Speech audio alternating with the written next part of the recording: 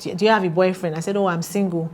Or he said, okay. I said, oh, what about you? He said he's single, but he's doing friends with benefit with someone else. So I said, so uncle, so what are you doing with me exactly? And what did he say? He cannot place it yet.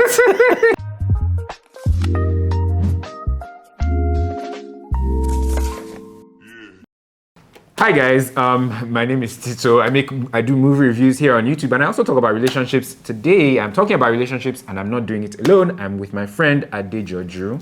Say hi, Joju. Hello, people. For those of you who are coming from my other channel, you may recognize Joju. I think we did 2 videos together in 2018. I will link it in the corner of the screen for you to check it out. I do remember one topic was, it's better to have loved and lost than not to have loved at all. Yeah, interesting video. We shot that in my car. Yeah, literally, And it was a fun conversation. It was nice, you know? Check out that video. Today though, check it out. We are talking about dating in your 20s versus dating in your 30s. And how it's different. Do you think there's a difference in dating in your 20s and versus dating in your 30s, George? I definitely think there's a difference. Definitely.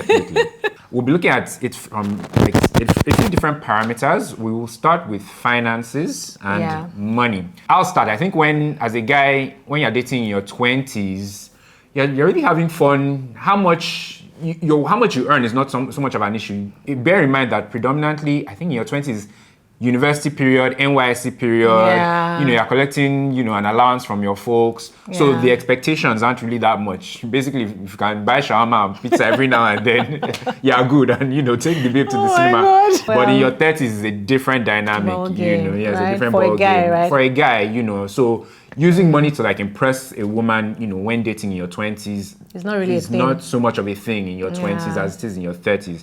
But how about you, Jojo? And for women generally, what role does money play?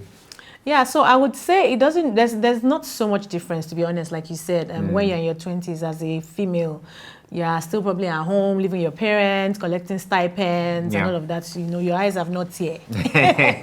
True. I think in your 20s, a lot of females are typically looking for, they want to fall in love. It's the puppy love period, So they are typically looking for a guy that makes them feel a certain type of way, not over and beyond around how much he has or how much he can spend. So I completely agree with that. Okay. So in your 20s is not so much about, the money. Yeah. And in your 30s?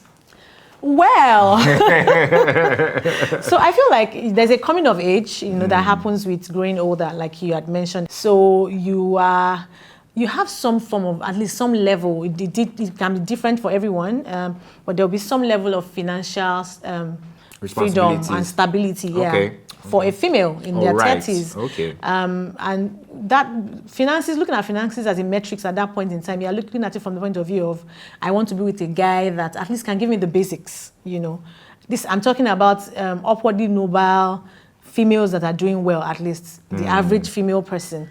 I'm looking for a guy, typically they'll be looking for a guy that can, give them a certain level of comfort.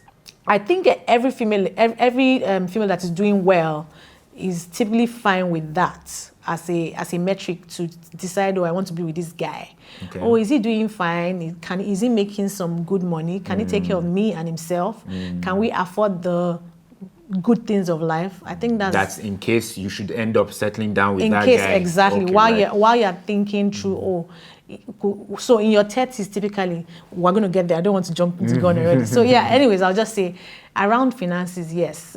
It's important, but it's important actually. For guys, finances, when dating, I think there's a lot more pressure on you guys. Yes, because we do understand, that role of the man should be the provider and everything. You have to make sure that you can earn enough to provide. And it's a bit tricky because you wonder, what are you providing for a woman that you're dating in your 30s? Yeah, because, provider in a marriage context, but when you're dating, what exactly is the money being spent on? Sponsoring the whole dating experience. Lunches and dates. And then what else? No, it's not. Oh my God, Tito. Lunches and dinners, rather. See how you reduce and dating cinema. Okay, please tell me, educate me. Is your holiday trips? Tell me. Maybe I'm rusty. You just reduce dating to lunches and dates and going cinema. to the landmark beach. Oh my God. We're all learning. So well, I feel like, like you said, I feel like the pressure is a little bit more on the guys. In the 30s. So yeah, like I said, sponsoring the whole dating experience from the African man perspective. A man wants to provide and protect and all of that. Money needs to be available for all those things to happen. So again, if you look at it from the angle of even love languages, a girl that probably likes gifts, you know, creating experiences that is beyond cinemas and going on. Wow.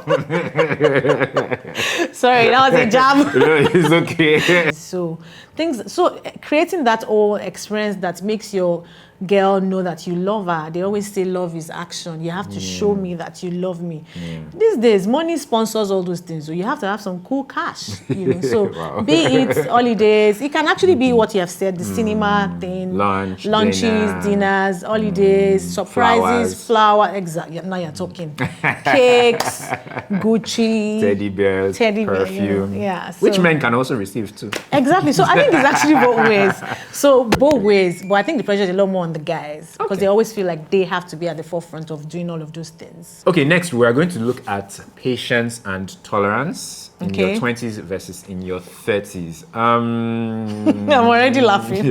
I think in your 20s you have all the time in the world. I remember in my 20s, right, and I think it was even a self-fulfilling prophecy. I said I didn't want to date anybody for too long. I felt like I didn't have a lot of ground to cover. I didn't want to date in my 20s. You already gave yourself ultimatum like that. I felt like I wanted to settle down by like my early 30s. O'Shea, and focused man. I love it for you. No, you don't know what. No, it's good. It's good that you had that. Well, yeah, I had that in mind. So, and I also, funny enough, wanted to date as many women in my 20s as possible. You want to settle and you want to date many. Yes. So I wanted to just get it out of my system that I've dated a lot.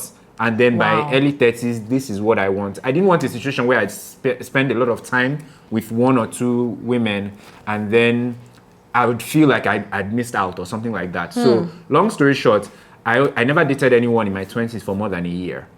So So and that would make how many people?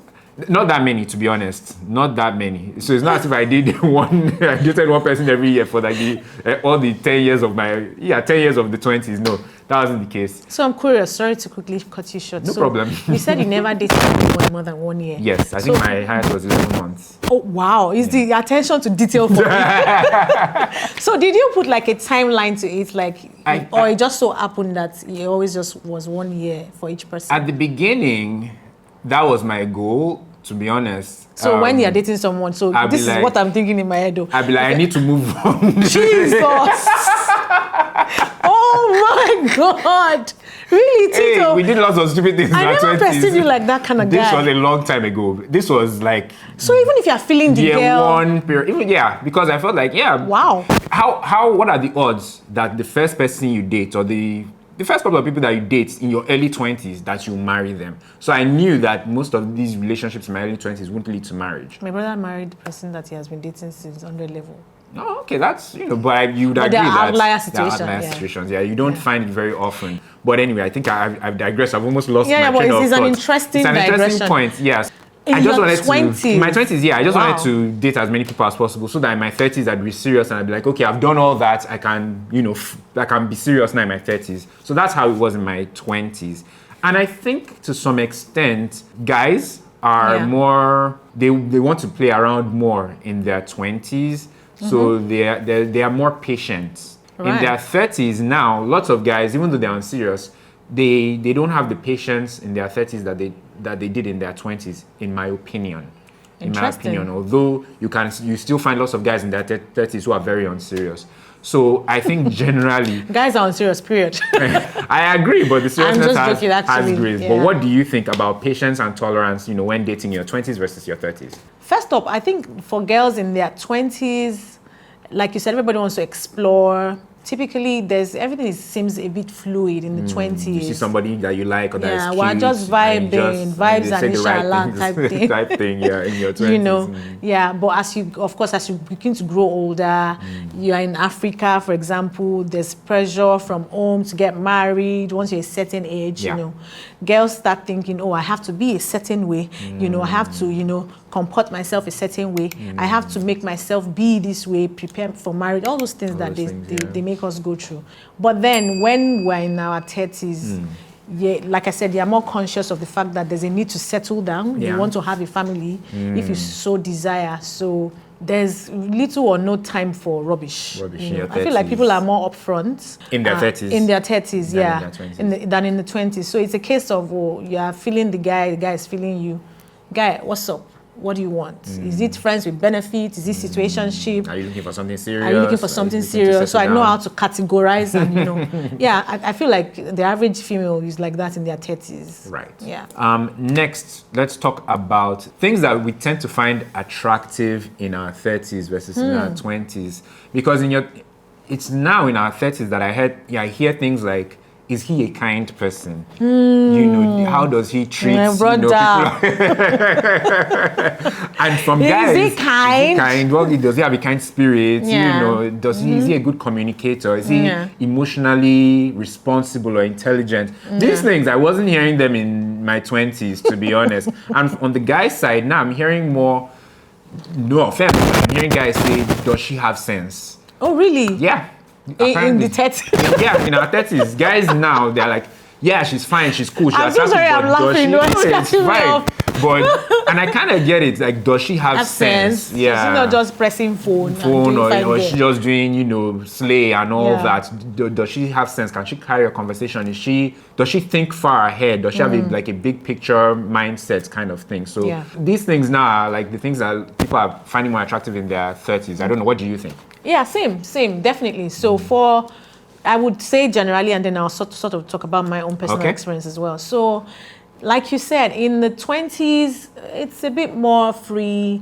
But then in your 30s, like you said, people are beginning to have those purpose conversations around, you know, value system, you know. Can this person, you want to think about the guy, this guy is going to make a decision for you in the future. You know, when you're not there, you're going to raise children. Can this man raise kids? Can this man, you know? So it's beyond, though, he's a fine boy, you know, he's smooth and all of that.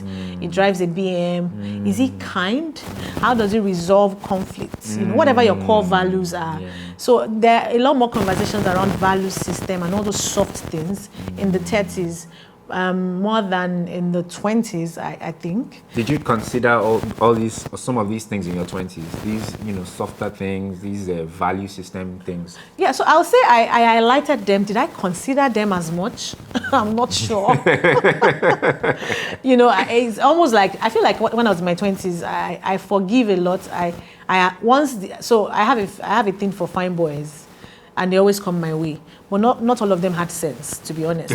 But for me, it's almost like once you're fine, I can overlook every other nonsense that you're doing. Do you get?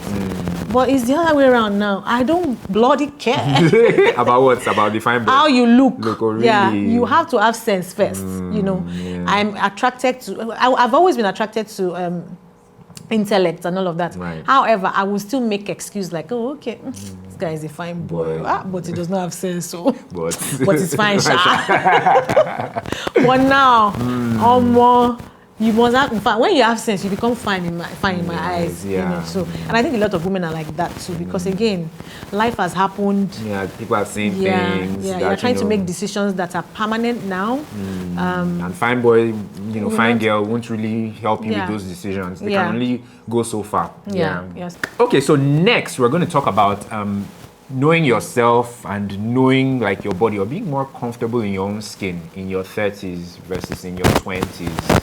Yeah, I think that's actually a thing, because you know, in your 20s, kind of, you know, like in your teenage years, there's so much insecurity about your physical appearance and not knowing who you are. And that kind of spills over a bit into your 20s. And life too is just kind of starting, like when you're out of school and everything. So many things are uncertain. Your body's changing. Your body's changing too, you know. But in your 30s, you kind of realize that I've always been like this skinny, framed kind of guy. So a woman who is looking for a guy who's like built and thick, and she's, you know, talking to him, is wasting her time. This is how I am and how I may be. Or maybe when I get married, I'll put on weight, but I don't know. No, but once you get married, you have a small, that's what they tell me. A small flesh. It's not, no, that's something. Crunches and sit-ups. You feel like it comes with marriage. Once you guys get married, they are married men that have six-pack. Something comes out. Yeah, so, you know, getting more comfortable in your own skin and knowing who you are. I think it changes in your 20s and your 30s. What do you think about that from, you know, a woman's perspective? So, you know, I feel like women, we battle a lot of insecurities. Yeah. Almost all through our lifetime. In your 20s, you are still sort of evolving and morphing, you know, and understanding your body and all of that. And I feel like a lot of us, me included, allow those kind of, some of the negatives, the wrong voices. We allow a lot of things get to us concerning how we perceive ourselves and our bodies in our 20s. Okay. But then leading on to the 30s, so I want to believe the majority of the females come out of that bondage of, you know, my leg is a certain way or my tummy is a certain. People just, there's just this liberation. Yeah, acceptance that happens. In fact, 30s, if you now even talk of 40s, I hear is a different ballgame. They just feel like they can do anything. Like, I can be who I am. So, you know, I see a lot of that happening with females in the 30s. I see there's a rave around that generally now. There's a lot of body positivity stuff going on for female, like you said. So, yeah, it's definitely a thing in the 30s. Okay. Definitely. But for guys, though, I'm not sure what it is for you guys. I think it's more understanding who you are in your 30s. Because even us, you know, we are not as vocal or as in touch with our emotions, but in our 30s, when we have seen things, we've experienced significant heartbreak, we've maybe a business or two has failed. The key word is significant. A business or two has failed, you know, we've maybe hit rock bottom. We are seeing, you know, our friends, our colleagues, or our mates get settling down. For those of us that haven't settled down yet, we are seeing a lot, and there's a lot of introspection that makes us sit down and, you know, think, who am I really? What do I really want? And these are conversations we didn't have with ourselves when we're in our 20s. Yeah, we're just, you know, running on vibes and thinking that good job and money solves everything. But, you know, we've experiencing life, seeing things happening in our lives, in our parents' lives, and in our friends' lives. We realize that there's so much more to, you know, being a man and, you know, having a partner. Yeah, that's where it, you know, creeps into the dating experience. So yeah, it's actually a thing. I want to say something. Say it, please. Say Why it. must women always endure? Why must the ability to endure determine the quality of the woman that you are? Let us not unpack it.